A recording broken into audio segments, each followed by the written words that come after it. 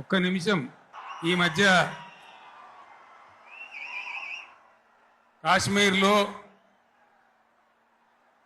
మన దేశం యొక్క అమాయకులైనటువంటి 28 మంది బిడ్డలను టెర్రరిస్ట్ ముష్కరులు దారుణంగా బలి తీసుకున్నారు. కాబట్టి మనం ఇంత పెద్ద సభ జరుపుకునే ఈ సందర్భంలో అందరికీ కూడా ప్రార్థన గోల బంద్ చేసి ఒక్క నిమిషం కాశ్మీర్లో బలి అయిపోయినటువంటి ఆ సోదరుల కోసం మనం నివాళి అర్పించుదాం, మౌనం పాటించుదాం.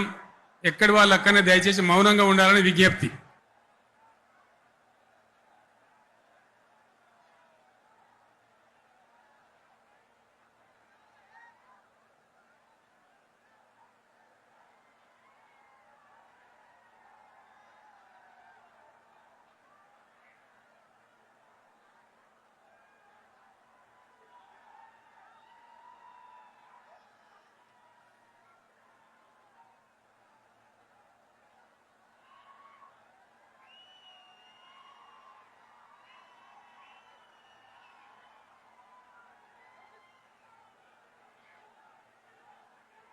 దయచేసి కూర్చోండి.